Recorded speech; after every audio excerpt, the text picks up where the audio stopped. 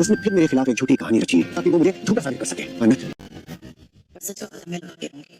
और अगर तुम्हें ये पता चले कि ऐश्वर्या राय सिंह ने तुमसे जो कुछ भी कहा है वो झूठ है, तो मैं ऐश्वर्या राय सिंह को भी छोड़ूंगी नहीं। तुम माटी की थाली लेकर क्यों आई हो? ये अधिकार इस घर की बहू का है और वो तुम नहीं हो, मालिका है। जिसे मैं तलाक देने वाला हूं।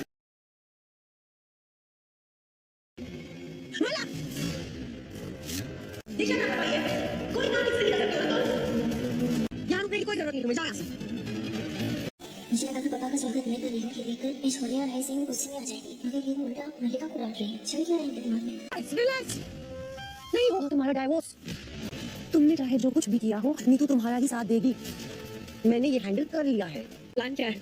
प्लान वही है जो पहले था, मन्नत को रास्ते से हटाना। आज मन्नत के अंत की शुरुआत होगी। अपनी सर से तमाशा कैसे बनाया आपने? अनिरुद्ध सेना ने आपके साथ जबरदस्ती नहीं की, अब आपकी सच्चाई पूरी दुनिया के सामने आएगी। रोजाना मन्नत सीरियल देखने के लिए हमारे चैनल को सब्सक्राइब करें। एपिसोड की स्टार्टिंग में हम देखते हैं अनिरुद्ध मन्नत को बोलता है कि मुझे सोनिया ने बताया कि हमारा बच्चा मर गया, लेकिन नहीं, वो जिंदा है और वो तुम हो। मैंने उस दिन कसम खा ली कि मैं ऐश्वर्या राय सिंह को छोड़ूंगा नहीं। उसने फिर से मेरे खिलाफ एक झूठी कहानी रच ली। मन्नत, वो ऐश्वर्या राय सिंह विक्रांत को भी मारना चाहती है। मैं और विक्रांत तुम्हारे साथ है ना, पहले वो हमें मारेगी फिर वो तुम्हें मारना चाहती है। मुझे पता है तुम्हारे दिल में मुझे लेकर कोई हमदर्दी नहीं होगी। एक बेटी अपने बाप से नफरत करती है, एक बाप के लिए इससे बड़ी सज़ा क्या ही हो सकती है। मैं इस दर्द के सहारे जी लूँगा, लेकिन मुझे ये पता है कि तुम गगन को अपने पिता जैसा मानती हो। तुम ये भी नहीं जानना चाहती क्या सोनिया का असली चेहरा कौन सा है। मन्नत कुछ बोले बिना ही वहाँ से चली जाती है। मन्नत बैठे बैठे सोच रही होती है मैं किसकी बात पर भरोसा करूँ, अनिरुद्ध की पर या फिर ऐश्वर्या मैम की बात पर। आगे हम विक्रांत को देखते हैं। वो सलोनी को बोल रहा होता है कि तुमने कहीं पर मन्नत को देखा है क्या, पता नहीं वो कहाँ पर है। सलोनी बता रही होती है कि मैंने मन्नत को नहीं देखा, पर उनसे मिलने के बाद वो बहुत परेशान थी। विक्रांत बोलता है मन्नत शायद मेजबानी में होगी, मैं वहाँ जाकर उसे लेकर आता हूँ। इधर हम देखते हैं मन्नत को याद आता है कि श्रुति ने बताया था कि वो मन्नत की माँ नहीं है। मन्नत बहुत अपसेट होती है। मन्नत को बार बार यही याद आ रहा होता है कि पिछले कुछ दिनों में क्या कुछ हुआ है। मन्नत बहुत ही ज़्यादा अपसेट होती है।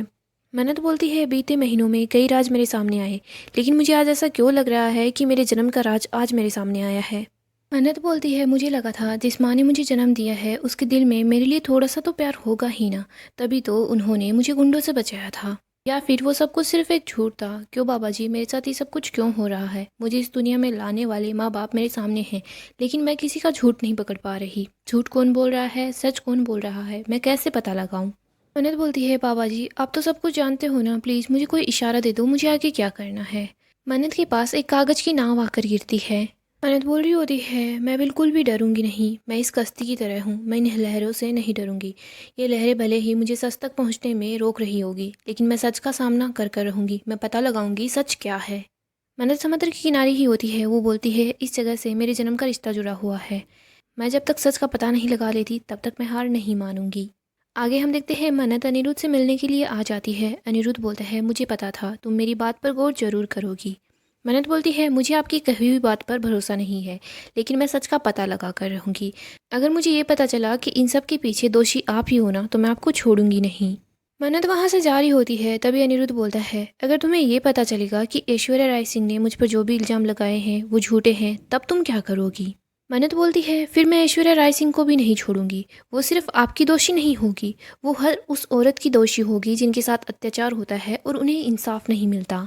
अगर ऐश्वर्या राय सिंह ने ऐसी औरतों के दर्द और तकलीफ का सिर्फ मजाक बनाया है ना, तो उनकी उसे कोई भी माफ़ी नहीं मिलेगी। अगर वो अपनी ज़िंदगी आराम से जी रही होती तो उससे मुझे कोई एतराज़ नहीं है, लेकिन वो एक औरत होने का गलत फ़ायदा उठाकर कानून का मजाक उड़ाएगी, तो फिर मुझे इससे एतराज़ होगा।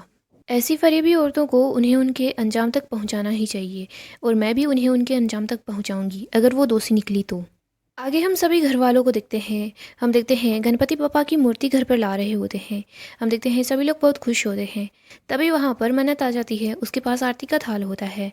नीतू बोल रही होती है तुम ये आरती का थाल क्यों लेकर आई हो? ये हक सिर्फ घर की बहू का होता है, और इस घर की बहू तुम नहीं हो, मलिका हो। तभी विक्रांत बोलता है जिसे मैं तलाक देने वाला हूँ। ये बात सुनकर सब लोग काफ़ी हैरान होते हैं। मन्नत बोलती है हमें बप्पा को ज़्यादा देर इंतज़ार नहीं करवाना चाहिए। रोनी बोलता है हाँ मन्नत बेटा तुम बिल्कुल ठीक बोल रही हो, आओ और आकर तुम ही आरती करो। मन्नत सब लोगों का तिलक करती है। मन्नत अपने मन में सोच रही होती है, मैंने विक्रांत सर को बोला था कि मैं उनसे दूर रहूंगी, लेकिन मैं ही अपने कदम उनकी तरफ बढ़ा रही हूँ। क्योंकि अगर अनिरुद्ध सक्सेना बिल्कुल ठीक बोल रहे थे, तो फिर ऐश्वर्या मैम जब मल्लिका से विक्रांत को दूर होते हुए देखेगी ना, तो वो कुछ न कुछ रिएक्ट जरूर करेगी। मन्नत पापा की आरती कर देती है। सब लोग मूर्ति को अंदर ला रहे होते हैं।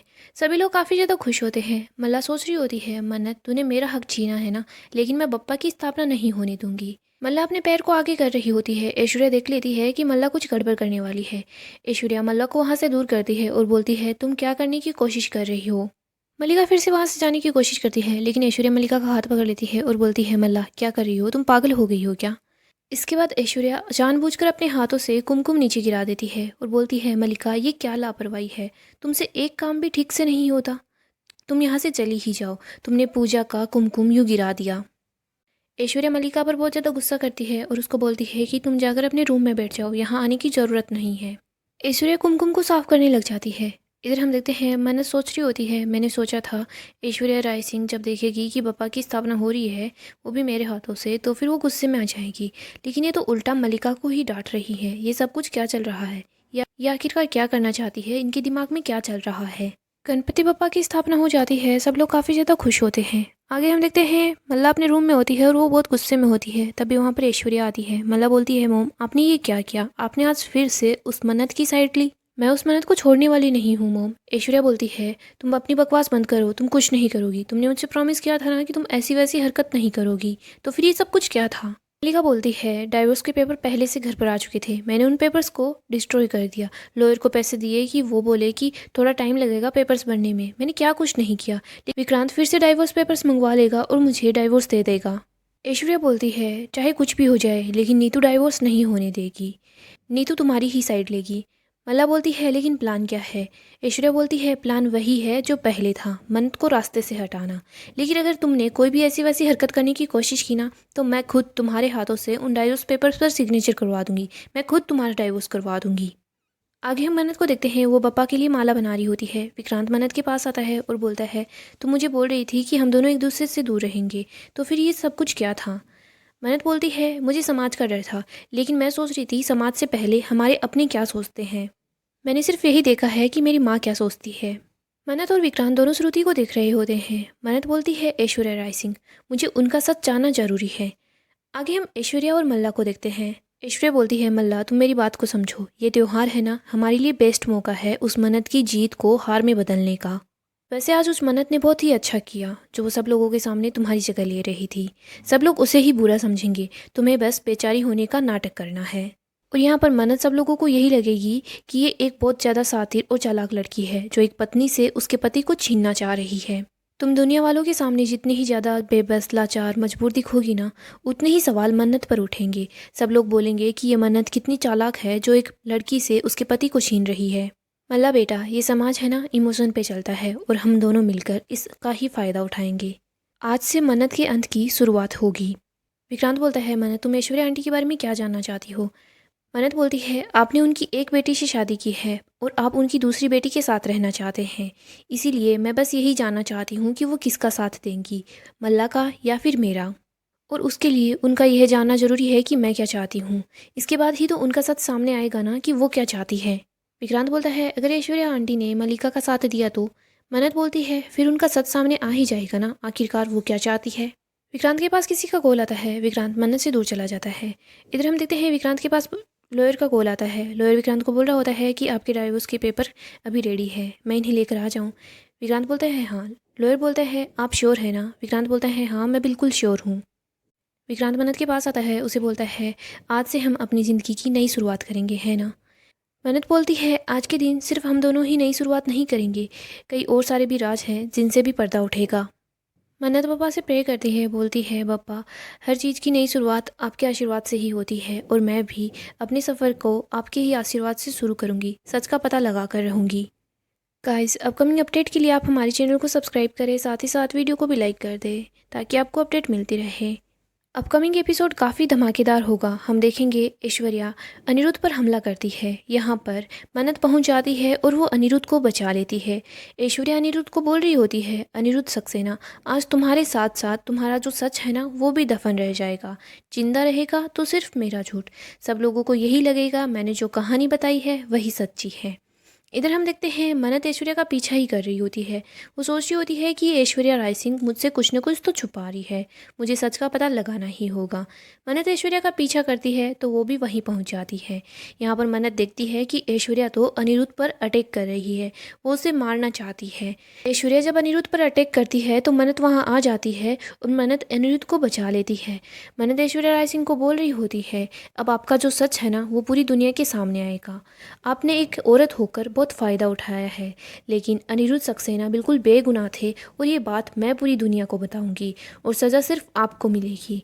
सो दोस्तों नेक्स्ट एपिसोड काफ़ी ही धमाकेदार होगा। हम देखेंगे ऐश्वर्या का सारा सच मन्नत सब लोगों को बता देगी। लेकिन आपको क्या लगता है कि ऐश्वर्या फिर से कोई नई चाल चल देगी जिसकी वजह से मन्नत ही सब लोगों के सामने विलन बन जाएगी, या फिर क्या होगा हमें कमेंट में बताएं। डेली अपडेट के लिए आप हमारे चैनल को सब्सक्राइब कर लें और वीडियो को भी लाइक कर दें।